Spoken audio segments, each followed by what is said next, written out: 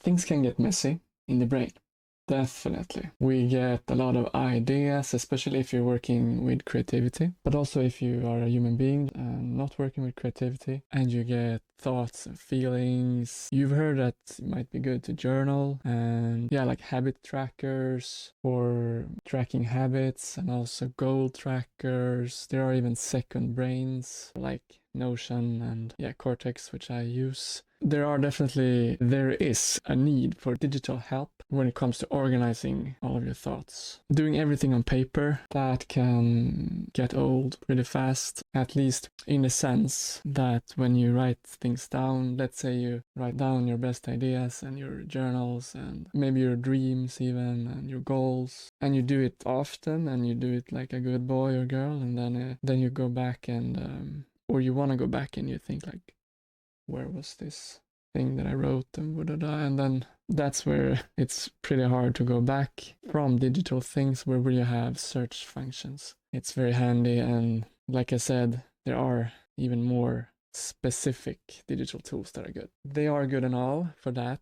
In comparison to doing things on paper, you would have to have a library and like a system for, you would basically need a librarian. And I've even tried making my own like sort of all-encompassing software, like a productivity software that would fit me, because I often envision I want my game or my life to be like a game where everything just flows and where you get rewarded for all the hard work, even the things that are not that noticeable, like an end result to just keep you motivated.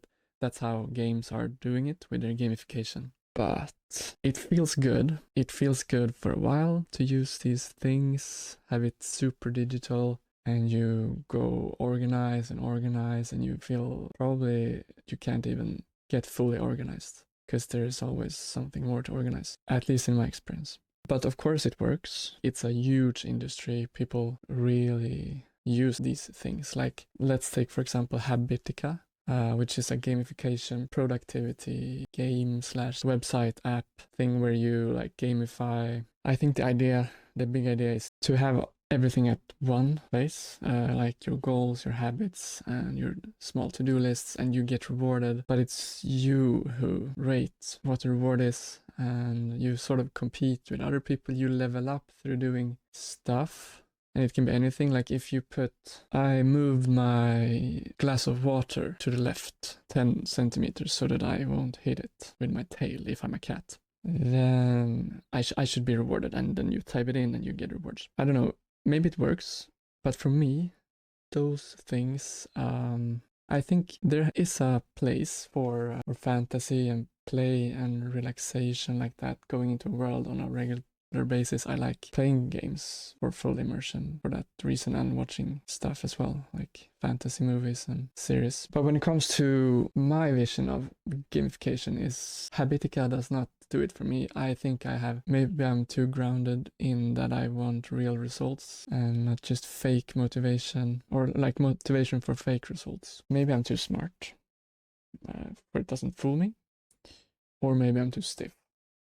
That I can't play that freely, like go into the play like that and just make it gamified. Every to-dos and every goal, and just pretending or feeling like I'm this hero that I want to feel, and that I do feel, but I want to make it more obvious for myself so that I remember it more often. But being this hero on the journey and doing all the stuff, reaching your dreams, solving problems, everything like that. But another reason why I don't fall for Habitica and such, and most productivity tools, actually, maybe it could be also because I'm too cool. No, but like, I played World of Warcraft for too long, and people who do that tend to have a little bit high standards, and they can't play other games, but that's another thing. So I think this is why I got this idea suddenly. So why not hit multiple birds with one feather? Because let's not hurt animals here. So maybe with one feather pen. Let's call this hit multiple productivity birds with one feather pen while not method. Never mind. So what I mean is this. On one hand, we have this really good solution to keeping our complex brains organized with the digital tools, the habit trackers, the goal trackers, the journalings, softwares and even the gamification softwares. But there's one big problem with it that nobody talks about. These digital tools, they can be the devil's creation when it comes to procrastination, isolation, not giving, not receiving. And by procrastinating, in short, that means we're not taking the step out into our journey and out into the world. And in this case, because of endless isolated fantasy tools or like imaginary tools, we're just doing loops in our own brain. I think most people actually who use second brains like Notion, they can report a tendency that it's very easy to just organize forever and prepare something until you feel like you have done stuff, but you have not done anything in terms of results. And results, to me, I think is obviously health, wealth, and happiness, and relationships, those things that you can grasp, the pillars of self-development, you can say. So that's where procrastination is very obvious for this. But then there's also, like I said, isolation. And that is being alone with your struggles, your wishes, and progress and solutions. So what do I mean by that? Yeah, it sounds quite obvious. When we are living life, we are having struggles all the time. Everyone has it. We all have wishes, we all have progress, and we all have solutions to problems, sooner or later. It may be small, it may be bigger. But through having all of these digital tools, we are just, let's say we are like even analog tools like a diary or journal. We are typing our progress, we're just typing our struggles and progress. No, I said that. But wishes and solutions, we're just keeping it to ourselves. Or it could look like we are sharing it if we're sharing it on thing like Habitica. Maybe that works for some, but not for those like me. It feels to me a little fake. It's like social media to me, like you get this small sensation of for a while that you are fulfilling your social quote, but then when you quit, you are depleted in your social energy, but you are not satisfied. And then the third point of the devil's creation, or well, that these digital tools can do, was not giving. And I would argue to say it is actually being egoistic to not share with others. The points that we said in the last point of isolation, the struggles, the wishes, the solutions, and the progress. It is, in a sense, actually, honestly, a bit egoistic to not share your solutions, your progress. But I get it, most people don't do it out of that reason. They do it because of fear or because of lack of knowledge, maybe. It can be many reasons, because this, like I said, most haven't thought about this in this perspective, I think. But yeah, so in a sense, it's very egoistic to not share your progress and your wishes, your solutions, and your struggles, because there are definitely 100% other people in the world who have had the same, or have, or will have the same problems like you do. We are not that special when it comes to problems and wishes. We are definitely unique, but at the same time not that special.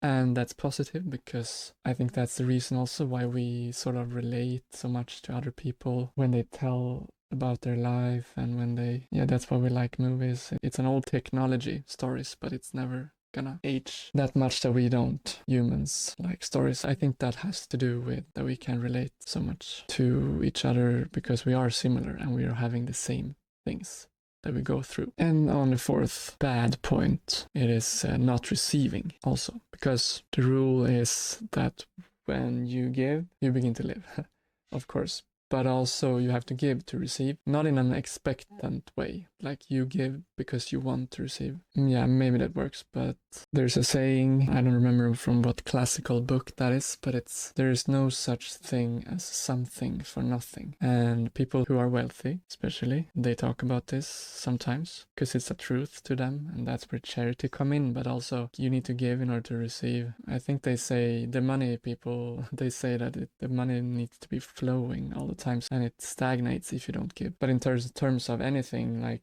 take capitalism then, for example. It is a technology, like anything invented, money, that is. And it can be bad and it can be used for good. But in basics, you are paid in this system for the value that you put in. So people who are rich, it is pretty easy to make the example in your head, like, what have they done? They have often sold something. And even though one could argue that some things are not truly valuable, but that's highly subjective, and it is at least a perceived value. So people, even like fast food places, one would argue that's not value, but for those who go there and pay money, for them it holds some sort of value, obviously, even if it's temporary. So yeah, by not sharing your solutions. And by the way, most businesses is also solutions. Like what people make money of is solutions to problems. Like let's say fast food. People go, their problem is they're hungry, or they feel sad, and then they wanna let go of that for a while or satisfy their hunger. Yeah, so if we're not sharing our solutions or our struggles, and sharing our struggles can make people relate also, and make them aware of why they should listen, because oh yeah, I relate to that. I wonder what he's gonna come to as conclusion. And oh, I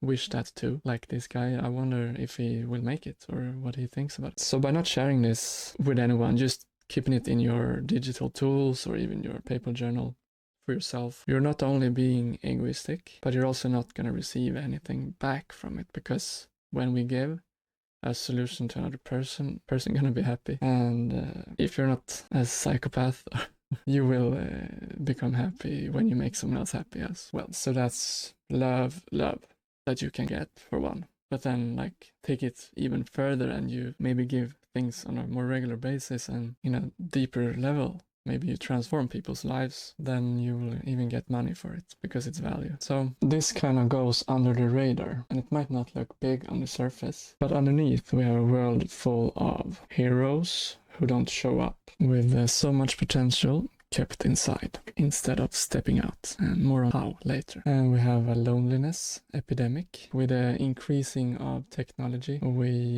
have an increase in isolation, where we feel that we fulfill our quote of social need, but we just empty our social energy, but are still empty of true connection. We just let out the cat. That's something I will at some point, or probably often, talk about more, but there are many similarities with other examples other than social needs, but like food needs. Speaking of fast food and stuff, it's in the same way. When we go to a fast food restaurant, we feel that we are having our needs met, but in the end, it's empty calories. Yeah, that's stuff. And yeah, we also have then underneath a world full of valuable people who do not give, who are being egoistic without them knowing it, sitting on their solutions, like I said, and they don't even notice that they have solutions, but it can be small, it can be big. Like a solution to feeling a little bit sad can, for instance, be something like you noticed that you got happy when you fed a bird with bread, and it might have changed your life, or maybe you heard something that changed your life, or maybe it just made you a little bit happier. And also, when being unawarely egoistic, you also don't receive. The world is then filled with this, in a nutshell. So therefore, what I'm saying is that this problem with these tools, in this case, could be bigger than we think, and might contribute quite a bit to the contrary of what we want. A world full of happy people, right? That are sustainably happy. And in a sense, a sustainably happy life would much more look like when you live life without procrastinating your dream projects. Yeah, so when you live life without procrastinating your dream projects, and when you are in contact with people, of course, and with the world, when you are on your own journey, solving your problems, reaching your dreams, meeting people on the road, to which you also share your struggles, wishes, and progresses and solutions. So, and this is important, so that other people don't have to repeat the same mistake unnecessarily that you've made already. And thereby, as a natural consequence, because of a natural law or universal law, receive love and money, or what it is that you need. When you give, you begin to live, and you also receive. I will read 3 quotes. The first is by Isaac Newton. "If I have seen further, it is by standing on the shoulder of giants." Yeah, it's kind of abstract, but I will explain what I think about it. It is that if nobody shared anything with each other, like nobody wrote books, nobody told stories to anyone, nobody told about what happened, we wouldn't have come far as a species. So much that we are doing is built on top of things that other has built, and that's the way it should be, in a sense. So all of these quotes are sort of gonna lead into the solution that I'm heading towards So the second quote is by Martin Luther King Jr., like we know about too. An individual has not started living until he can rise above the narrow confines of his individualistic concerns to the broader concerns of all humanity. Yeah, this just speaks for the aspect of like when you give, you begin to live, I guess. It's not only about that it's necessary for us to evolve as a species, but it's also necessary for you to, or for us to just feel good while developing ourselves, which is sort of my motto in life, to feel good while, like being happy while developing. The last quote is by a philosopher and a best-selling author called Yuval Noah Harari. And he says, "The great breakthrough in human evolution is cooperation." And I think it comes from a book called Sapiens, where he talks about that we as a species did not come to domination of this planet because we are the strongest physically. It's because of shared stories and because of tools and solutions. But a point that I want to bring up too that is important, I think. It's very relevant, it's AI, and this is how we can, in a way, compete with AI if anyone feel a bit threatened by AI replacing you. It's natural to feel that way because many of us are going to be that, especially the robotic things that only require the left brain, but that's another story. But yeah, AI, they share with each other so much. Imagine if the chatbots were not trained on language, that would not work. That's all they are, and they take data and like imagine if one chatbot would keep it to himself, like, I learned this, guys. This guy correct me in this matter. This user correct me when I said that Nazis were a good thing. And luckily I learned that that's not a good thing, so now I learned it. But imagine him not sharing it to the other chatbots, friends. That would not work. They would not make progress. They would not grow, and they would not be happy. You know, AI happiness. It's very important. We need to take care of the AI. But they are sure getting paid heavily, right? It's pretty... it would be fun to see, or maybe not, but yeah, they make a lot of money. The AI guys, the AI bots, if they would take it themselves. But yeah, you get my point. They give because they share with each other, and they share with us, really, freely. Yeah, they share freely, actually. But it's an exchange. It's a healthy exchange.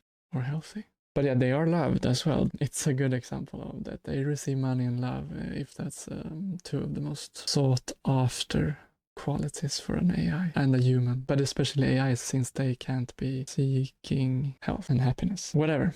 And the opposite of AI is mosquitoes, because I've hit them countless of times and they never learn. They never teach each other that attacking me is a dangerous kamikaze mission, because yeah, of course, if they're dead when you hit them, it's hard for them to tell, but many of them get away with just a little scratch, and they have the chance to tell their brothers and cousins, but they instead go like, soon it's his turn to repeat the same exact mistake. So the opposite of AI. And we should not be mosquitoes. That is called parasiting. Yes, what are we doing then? What is the solution, right? The invitation. Sure, keep using the proven methods of journaling, habit tracking, if you will, goal tracking, whatever floats your boat. But instead of putting it into a void that will collect either dust or digital dust or fake dopamine from stuff, let's get to the same benefits. Like, yeah, habit tracking, of course, is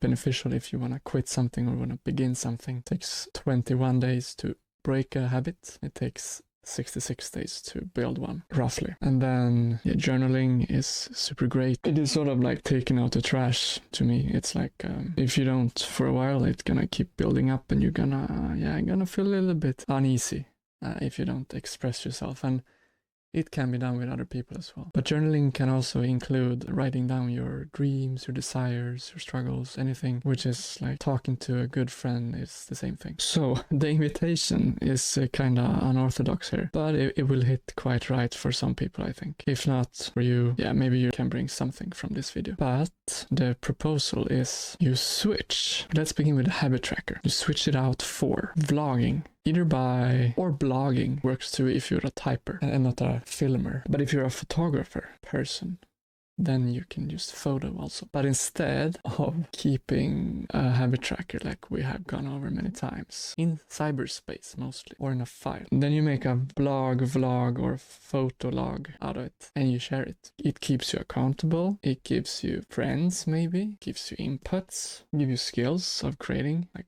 writing or filming or photoing. So that is habit tracking. And let's take journaling. This one was quite an insight for me. I've heard the term use social media as your journal. I think it's quite good now that I get it. And especially now when I've learned also how you can basically structure, or you don't even have to structure, but like how it is a structure in itself to share either by blogging or by photoing and typing or by filming and telling. Yeah, I forgot the fourth. There's a fourth also. There's probably more, but there's the podcast aspect of it also, where it's only the voice for those people. There are like 4 hoods, 4 gangs, like the podcasters versus the photo guys and girls and the video makers and the bloggers, typers, type machines. They're very dangerous people, everyone, in their own sense. So journaling, in any of these gangster groups, you just go in and you share, you express your wish, or you express freely. Just guarantee you it's gonna contain either a wish, a struggle, a solution, a progress. And guess what? You will have them. Like if you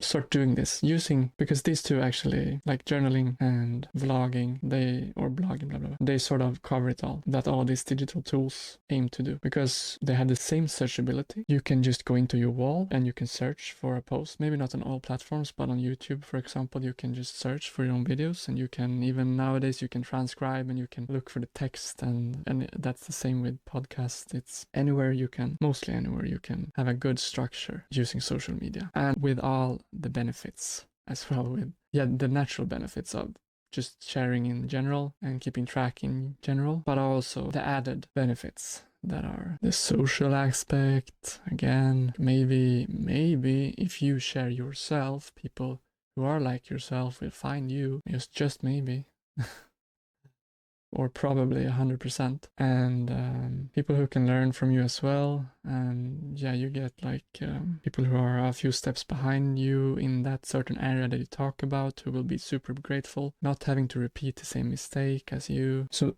this is not the same as just mindlessly consuming social media. This is using social media as your game or as your productivity tool. It's a big difference between using something mindlessly and mindfully. It makes all the difference. It's like any tool, any technology, for good or bad, And I think the thing is that more people than we know are doing this without us noticing it. Take, for example, like 30-day challenges people do. That's like, instead of a 30-day or 66-day habit challenge, like instead of putting it inside of a cyberspace area. So a key takeaway from this is like, instead of searching for the best dopamine generating digital tools like Notion or maybe a game that is going to be perfect, like I've searched for or wanted to create myself.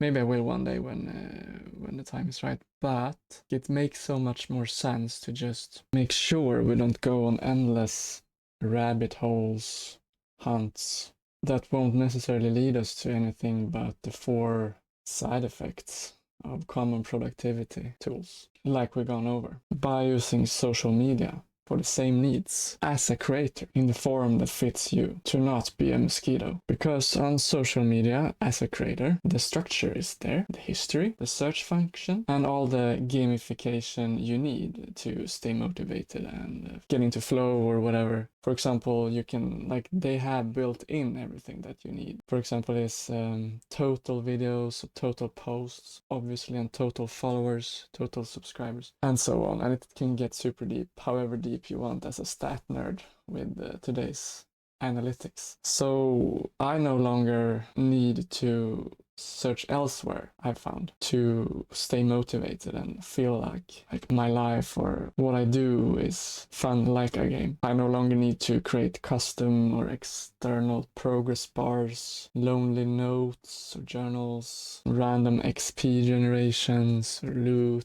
rewards, or being super organized in like a system for keeping track of everything I do or anything. To be organized. What I'll keep as an external digital productivity tool, though, is my idea library, how I go from idea to sharing it.